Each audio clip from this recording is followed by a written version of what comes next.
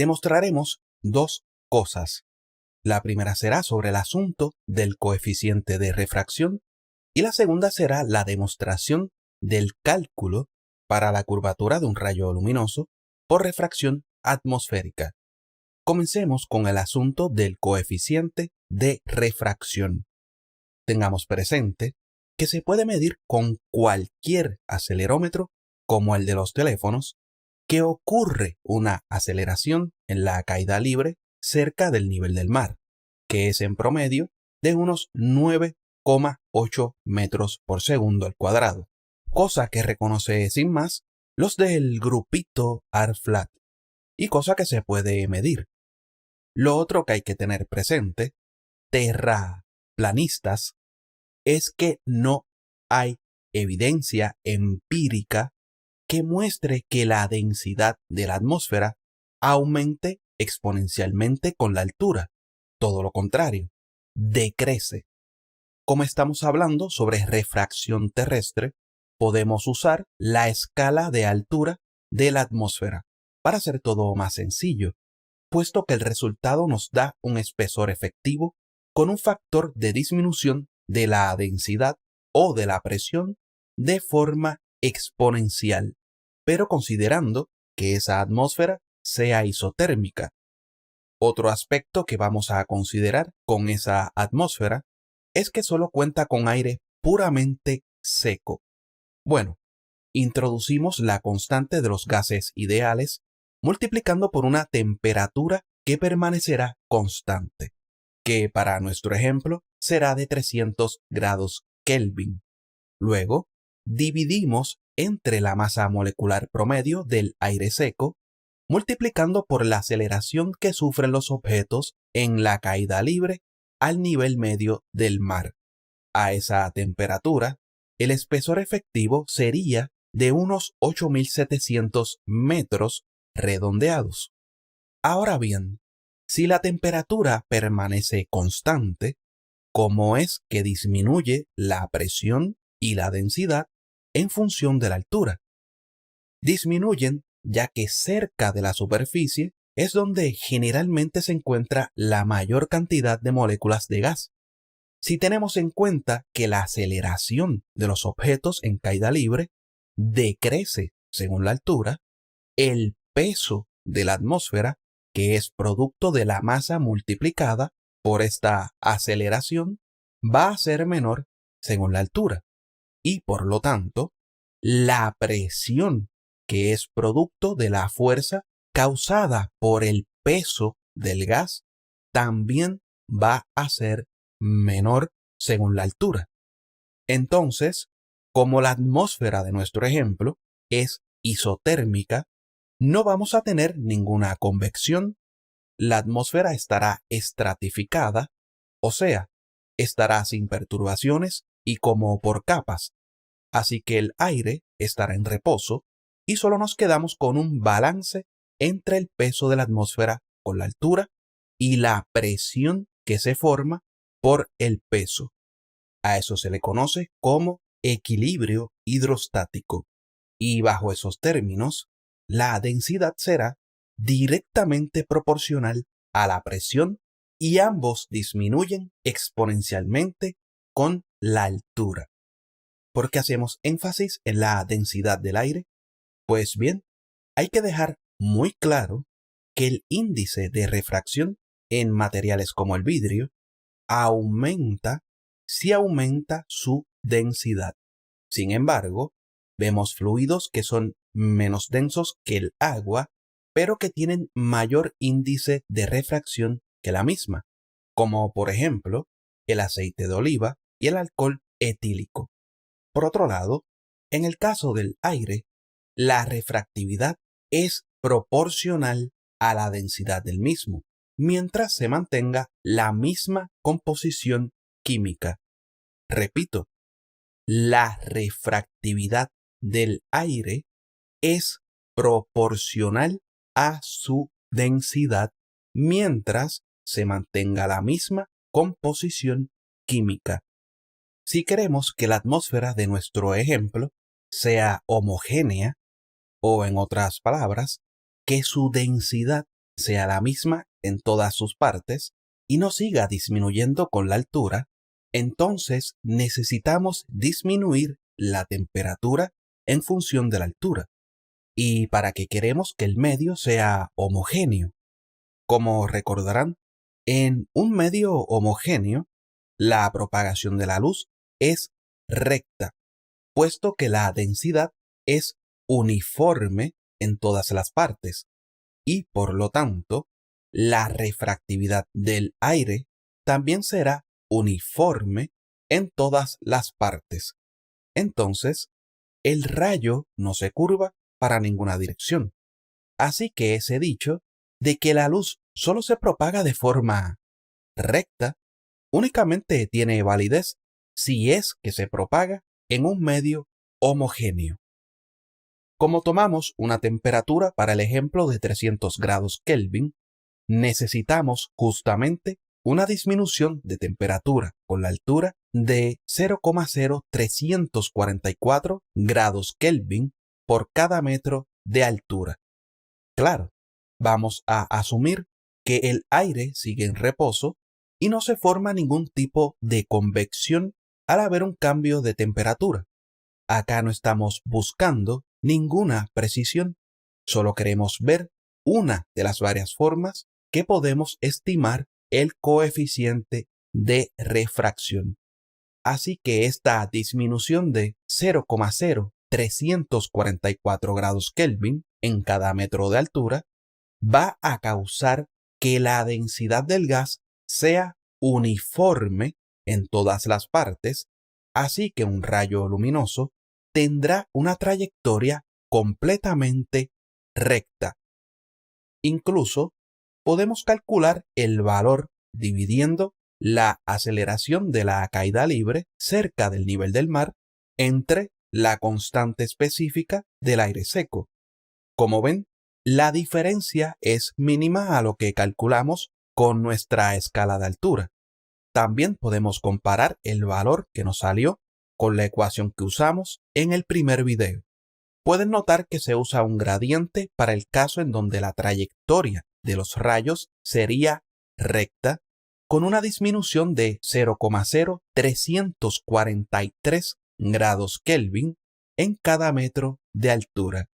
Así que no estuvimos tan lejos en nuestro cálculo. Ahora consideremos el caso para los rayos que se curvarían según la curvatura terrestre.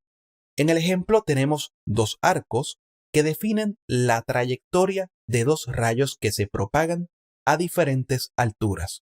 El rayo AB debe propagarse más lentamente que A'B', si queremos que ambos lleguen al punto B y al punto B' de forma simultánea.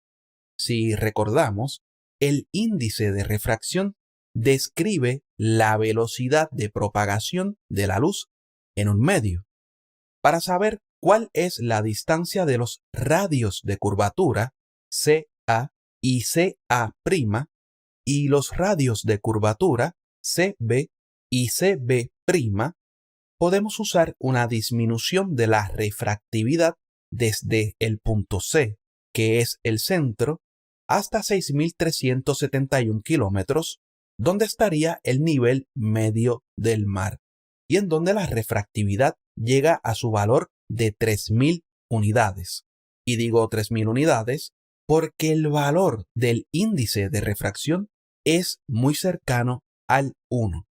Para la refractividad, generalmente se eleva a la sexta, por lo que en ese caso el valor sería de 300 unidades, pero para mayor precisión se puede elevar a la séptima o a la octava. En nuestro caso, elevamos a la séptima, lo que nos deja con una refractividad de 3.000 unidades. Entonces, ya sabemos que el valor de la refractividad es proporcional a la velocidad de propagación, pero si dividimos la refractividad a nivel de mar entre el radio terrestre, también será inversamente proporcional al radio terrestre, lo que nos deja con una reducción de la refractividad desde el punto C, que es el centro, hasta los 6.371 kilómetros de 0,0005 unidades. Como la refractividad es proporcional a la densidad del aire e inversamente proporcional a la temperatura, necesitamos un aumento de temperatura con la altura para que los rayos se curven según la curvatura de la Tierra y para que el rayo AB se propague más lentamente que A'B'. Multiplico el valor de 0,0005 unidades por 8700. Le resto 1, ya que no necesitamos incluir el radio terrestre.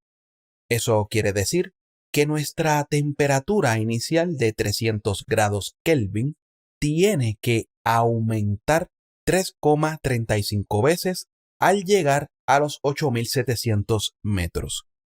Así que tenemos una inversión de temperatura vertical o un aumento de 0,116 grados Kelvin en cada metro de altura, que causará un gradiente de refractividad en el cual los rayos se curvarán según la curvatura terrestre. Recordemos que los conductos troposféricos ópticos se forman a partir de fuertes inversiones de temperatura y los espejismos superiores o fatamorgana se forman adentro de estos conductos troposféricos ópticos. Así que ya tenemos nuestro valor crítico para un gradiente de temperatura vertical en donde los rayos se curvan según la curvatura terrestre a cualquier altura, y tenemos un valor para un gradiente de temperatura vertical en donde los rayos se propagarían de forma recta. Eso nos deja con una relación donde podemos usar cualquier gradiente de temperatura local para estimar el coeficiente de refracción. El procedimiento es sumamente simple. Se suman ambos resultados, lo que nos deja con un valor aproximado de 0,15. Entonces, nuestra expresión para un gradiente arbitrario es K, que simboliza el coeficiente de refracción, es igual a 0,0344 menos gamma, dividido entre 0,15. Usemos el gradiente vertical de temperatura estándar y el gradiente adiabático seco para reemplazar la letra gamma y ver qué coeficiente de refracción obtenemos. Para el caso del gradiente de temperatura estándar, resulta un coeficiente aproximado de 0,18. Si usamos el gradiente adiabático seco, el coeficiente de refracción aproximado es de 0,16. Estos resultados solo son aplicables cuando el observador está cerca del nivel del mar.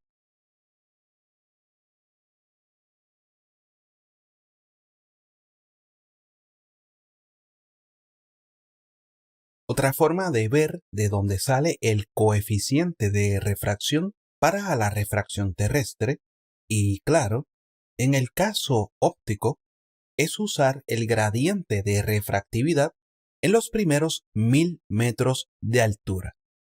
Podemos comenzar usando el cálculo de la escala de altura de nuestra atmósfera. En base a ese cálculo, primero podemos confirmar que la densidad de la atmósfera decrece a medida que introducimos vapor de agua. En el caso del aire, como la refractividad es proporcional a su densidad y el vapor de agua hace el aire menos denso, por consecuencia, disminuye la refractividad, por lo que pueden olvidarse que la atmósfera tenga un efecto lupa o un efecto de lente convergente. Terraplanistas. Pongamos la temperatura en 15 grados Celsius y pueden notar cómo cambia la escala de altura. Tenemos una densidad, en el caso del aire seco, de 1,217 kilogramos por metro cúbico y una presión de aproximadamente 1013 milibares.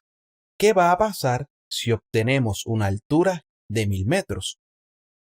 Que a esa altura la presión va a ser aproximadamente de 900 milibares y la densidad va a disminuir hasta alcanzar aproximadamente 1,081 kilogramos por metro cúbico.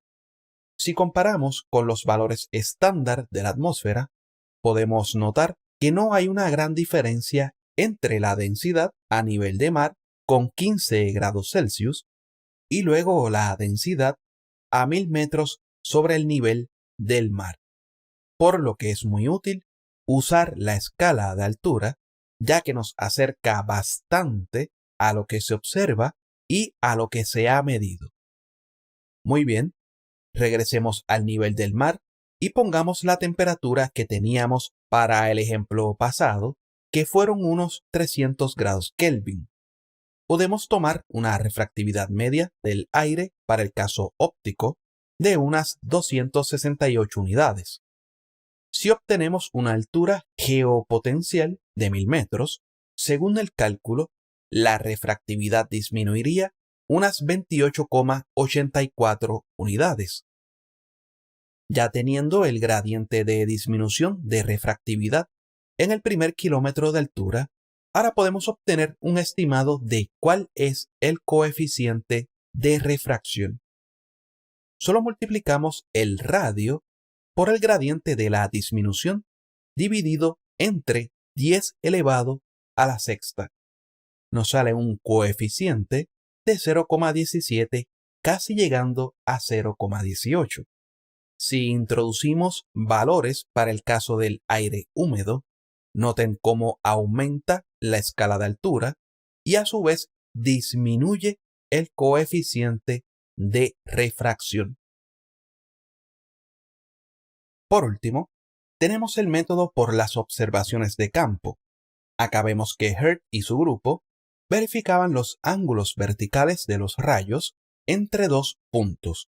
Estos son los radios de curvatura del rayo que aparecen invertidos, ya que es evidente que el valor del coeficiente de refracción es 1 negativo. Eso ocurre en superficies muy calientes, en donde los rayos se pueden curvar hacia arriba. Los profesionales que trabajan con topografía o geodesia usan para las condiciones estándar un coeficiente de refracción entre 0,14 a 0,16. La ecuación que utilizamos para calcular el coeficiente de refracción en el primer video nos da la ventaja de que podemos obtener un resultado muchísimo más preciso y con la gran ventaja de que podemos calcular el coeficiente de refracción basado en la altura según la presión, según la temperatura local y el gradiente de temperatura vertical de la zona. Otra de las ventajas de esa ecuación es que podemos obtener un coeficiente de refracción negativo cuando tenemos un gradiente vertical de temperatura, como en los casos de los espejismos inferiores, en donde el rayo se curva opuesto a la curvatura terrestre. En resumidas, confirmamos que el coeficiente de refracción no es un número que nos sacamos de la manga, como para intentar ajustar alguna cosa. Todo lo contrario. Todo eso se basa en datos empíricos de temperatura, presión, densidad y refractividad del aire. Muy a diferencia de los sectarios terraplanistas, que sí son los que se sacan de la manga datos que no pueden ser corroborados por nadie o datos que no se relacionan en lo absoluto para difundir y ajustar los enunciados de su religión pseudocientífica. Como recordarán, el astrofísico de La Plata se quejó sobre aquel asunto en donde se usa un radio efectivo para el caso del cálculo trigonométrico de la zona oculta por el horizonte, incluyendo un coeficiente de refracción. Pues veamos gráficamente lo que ocurre con el radio efectivo. Como dijimos desde el primer video, el radio efectivo es un radio imaginario que se calcula usando el radio medio terrestre y el valor del coeficiente de refracción. Así que al cambiar el radio medio a uno con mayor distancia, cambia la proporción de la curvatura, haciéndose menos pronunciada que para el caso geométrico original. Y en ese caso, el rayo luminoso es recto. En otras palabras, es otra manera de medir el efecto causado en los rayos por la refracción. ¿Será acaso que se busca encajar alguna cosa a una supuesta teoría heliocéntrica, como nos acusó el mitómano de La Plata? Bueno, veamos en qué resulta la gráfica. Pueden ver que la línea entrecortada roja es el radio efectivo, mientras el coeficiente de refracción sea de 0, el radio efectivo tendrá el mismo valor que el radio medio terrestre. La altura del observador es de 10 metros en unidades de kilómetros. La distancia al horizonte son unos 11,28 kilómetros.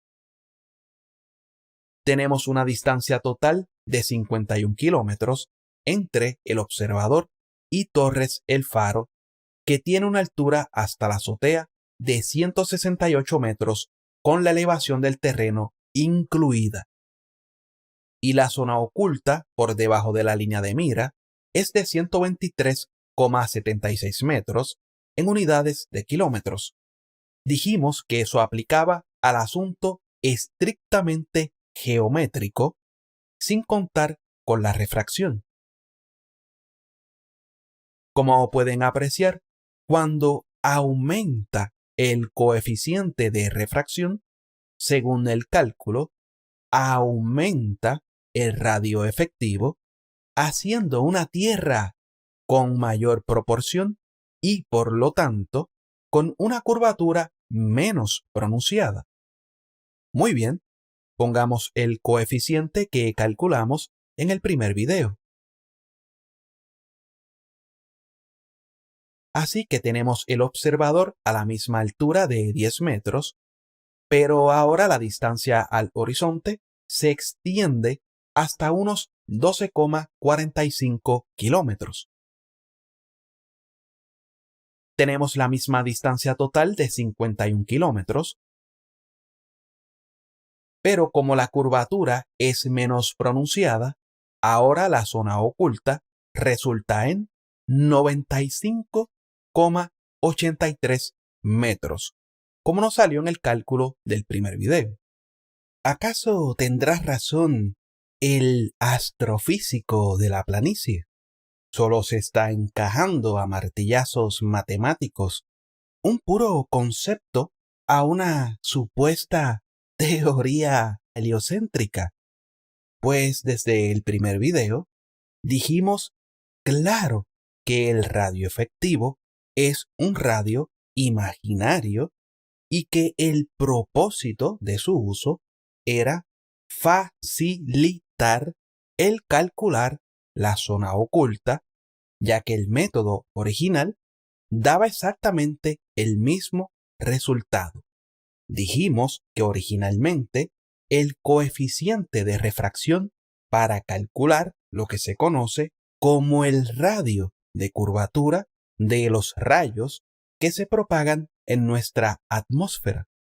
Si usar el método con el radio efectivo es mucho más simple para realizar un cálculo que me da el mismo resultado, entonces ese procedimiento no tiene absolutamente nada de fraudulento. Ni es que se busque encajar a martillazos alguna cosa a base de cambiar alguna escala. Solo es un método que facilita calcular la zona oculta por el horizonte teniendo en cuenta la refracción atmosférica. Así que las personas que piensen que el coeficiente de refracción es lo mismo que el radio efectivo, solo demuestran su grandísima ignorancia en cuanto a ese asunto. Escuchemos lo que nos tiene que decir el profeta de la tortuga y de los 4 elefantes.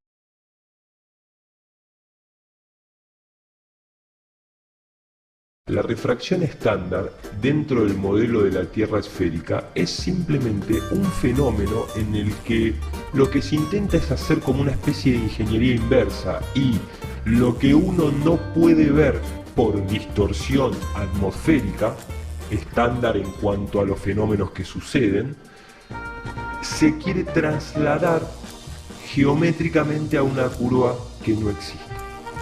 Cuando uno ve todo esto, ¿no? Y va entrando, lógicamente, esa refracción estándar, partícipes de esa refracción estándar, de esos cálculos o de esa ingeniería inversa, son varios.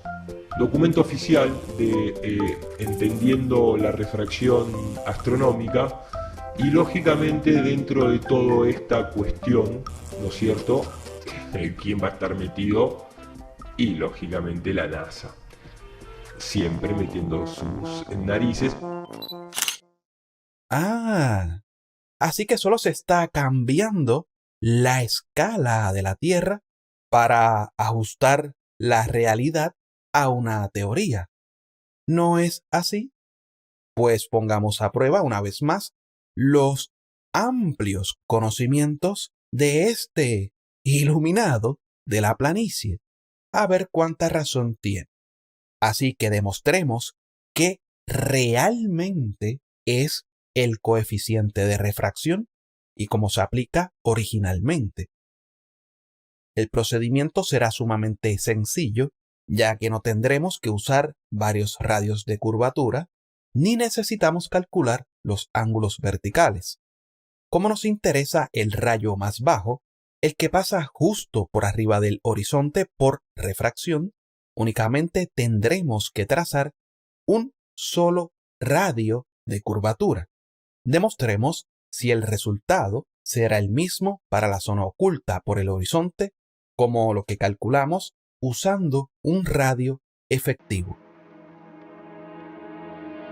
Graficamos una circunferencia con un radio de 6.371 unidades.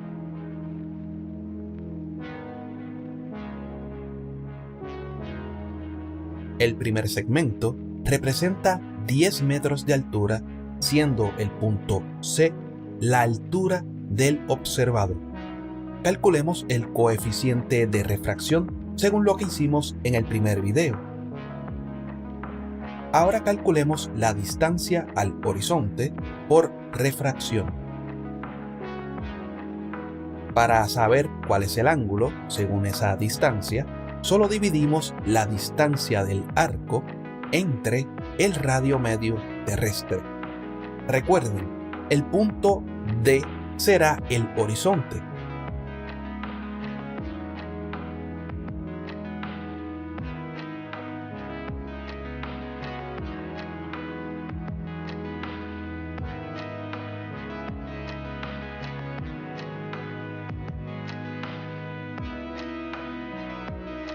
Ahí tienen la altura del observador, que son 10 metros, y el arco que se forma hasta el horizonte por refracción, que es de unos 12,45 kilómetros. Ahora, para saber cuál es el ángulo del arco con una distancia total de 51 kilómetros, simplemente divido la distancia de ese arco entre el radio.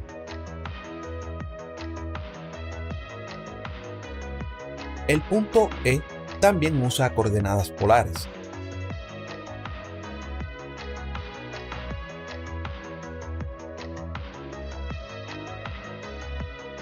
Con el punto F hacemos lo mismo, solo que sumamos al radio la altura hasta la azotea de un edificio. Usemos de ejemplo 168 metros.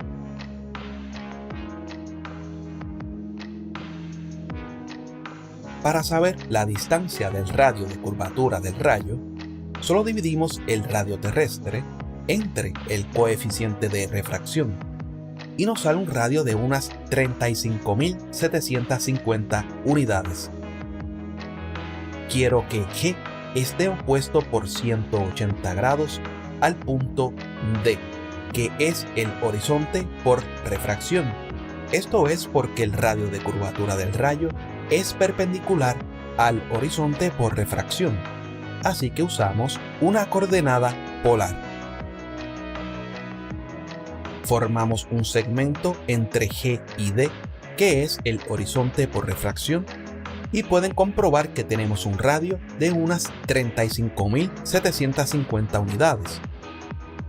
Ahora formamos una circunferencia con los puntos G y D. Y esa circunferencia nos va a mostrar cómo se curva el rayo desde un edificio en Buenos Aires a través de 51 kilómetros de distancia, hasta que llega al ojo o cámara de un observador en la Rambla de las Américas.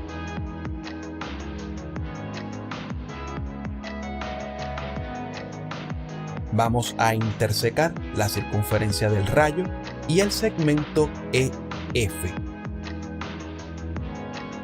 Ahora formamos un segmento entre EH para ver cuál es la zona oculta por debajo de un rayo que se curva con el coeficiente de refracción que nos salió. Y ahí lo tienen.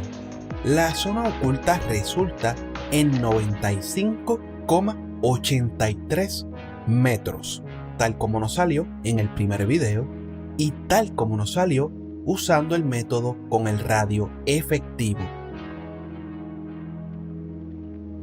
El rayo se va curvando y pasa por arriba del horizonte por refracción.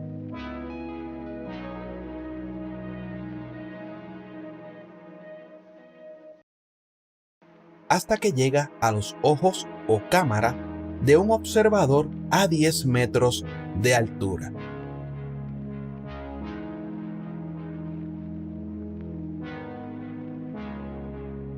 Pero bueno, vamos a ver esto de una forma más interactiva. Para un observador en la Rambla de las Américas, con una altura de 10 metros sobre el nivel del río La Plata, con unos edificios a una distancia media de 51 kilómetros en Buenos Aires, y con este coeficiente de refracción por las condiciones atmosféricas, tenemos una zona oculta de 95,83 metros. Pero antes de seguir, le voy a mostrar una vez más a los terraplanistas porque su tablita con las caídas no sirven ni para papel higiénico. Como siempre se les ha dicho, la línea tangente que se forma jamás toca ningún horizonte. A 51 kilómetros, la caída es de unos 204 metros que no me dicen absolutamente nada. El cálculo de la caída es completamente inservible, al menos para el asunto sobre el horizonte. Entonces, para el caso del horizonte, precisamente el horizonte es el punto de tangencia. De paso, quiero mostrarle a estos terraplanistas que dicen que los edificios a la distancia en la Tierra esférica deberían estar extremadamente inclinados. Bueno, usemos como referencia el segmento perpendicular a la línea tangente para la caída. Como se forma un ángulo recto, podemos notar cuánta es la inclinación del edificio desde donde está el observador.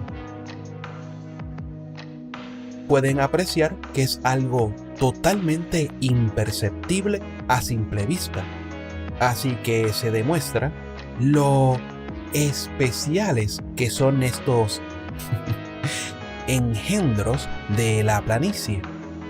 Bien, vamos a cambiar el coeficiente estándar de 0,16 y tenemos una zona oculta de 98,65 metros. Con ese mismo coeficiente vamos a alejar el edificio hasta 53 kilómetros. Y pueden ver que en ese caso la zona oculta es de unos 109,11 metros. Devolvamos todo a los valores que teníamos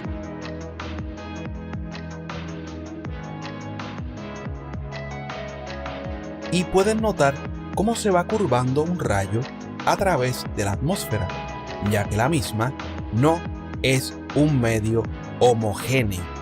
Así que el rayo se irá curvando hasta que llega a los ojos o la cámara del observador. Y pueden apreciar cómo convergen tanto la línea de mira para el caso geométrico como el rayo luminoso cuando llegan al observador. Esto es lo que pasa físicamente con los rayos de luz según la refracción atmosférica.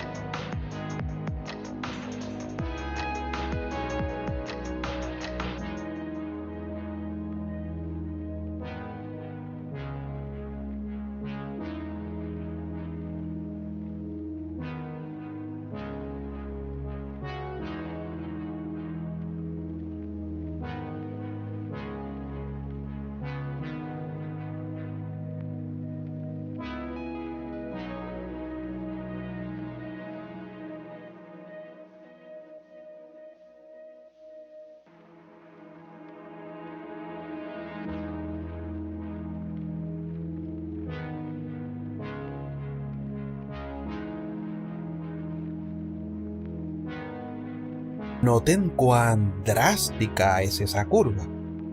Claro, estamos siendo sarcásticos al extremo, ya que si eso le parece ridículo, exagerado o imposible al profeta de los 4 elefantes, imaginamos que esto le debe resultar sumamente irreal. Vemos lo que ocurre con la luz cuando el medio no es homogéneo. La luz se va a curvar desde el gas menos denso hacia el gas más denso. Si al sectario Planilandio le parece imposible esta curva de un rayo, pero en esto otro no se queja, es más que evidente su grandísima hipocresía. Incluyamos la comparativa con el caso del Canigó y veamos cómo se curva físicamente un rayo luminoso que es reflejado desde el Canigó hasta la cámara u ojos de un observador. Como recordarán, el Planilandio de La Plata presentó de esta página en Facebook las siguientes fotografías. La distancia hasta el Canigó fueron unos 265 kilómetros y la altura de la cima del Canigó son unos 2.785 metros. Comparemos eso a ver qué nos sale.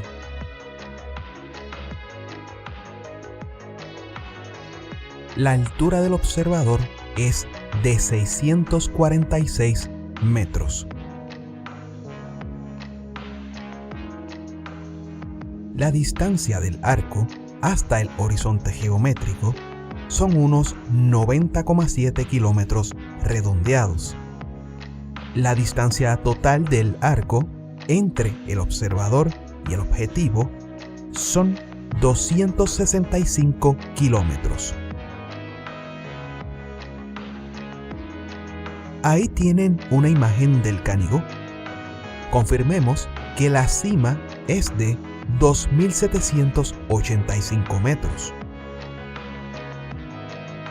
Perfecto, podemos ver que en este caso, geométricamente, lo oculto tendría unos 2.384 metros. Así que aún se vería parte del Canigó. Si incluimos la refracción atmosférica, esto es lo que ocurre.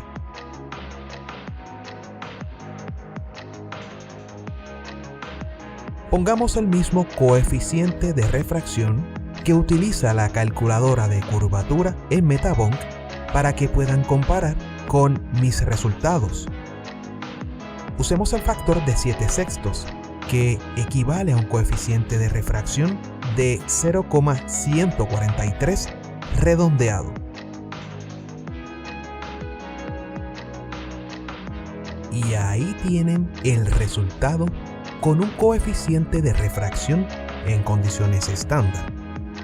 La distancia del horizonte son unos 98 kilómetros y lo oculto por el horizonte sería de 1876 metros aproximadamente.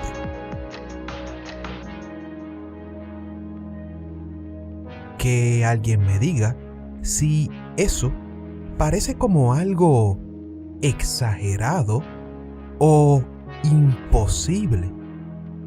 Lo menciono ya que este individuo elige bien cuando unas cosas para él están a escala, pero por otro lado, cuando no están a escala. Por ejemplo, cuando toma en cuenta sus animaciones fraudulentas, ahí sí, aclara que las mismas no están a escala.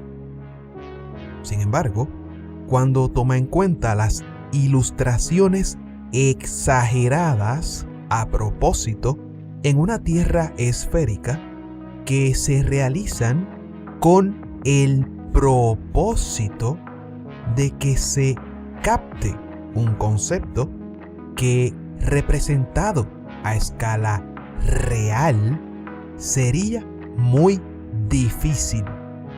Ahí Landucci sí toma las ilustraciones como literales. Pero en fin, esa sería la curva física de uno de los rayos luminosos que se propagan en esa distancia de 265 kilómetros, en un caso de refracción estándar que no es para nada una curva pronunciada, ni tampoco vemos que la inclinación del Canigó desde donde está el observador sea pronunciada a simple vista. Veamos lo que mencionó el ingeniero de voz aflautada, el ingeniero Landucci. De hecho, no hay montañas en el Mediterráneo, pero hay montañas a 165 millas, o sea, 270 kilómetros aproximadamente de distancia en los Pirineos.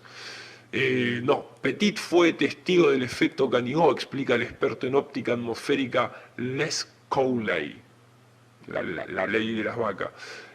Esta es la silueta del macizo del Canigó de los Pirineos. No hay una línea de visión directa del macizo debido a la curvatura de la Tierra, continúa Cowley. La vista solo es posible porque la luz es refractada alrededor de la Tierra. Básicamente la atmósfera es más densa en los niveles más bajos, por eso se produce la Fata Morgana, y actúa como un lente para doblar los rayos del Sol alrededor del horizonte.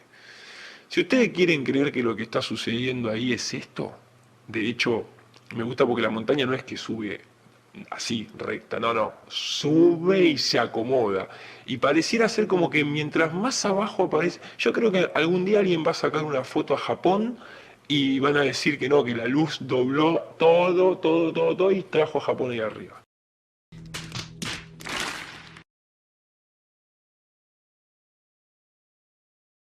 Bruh.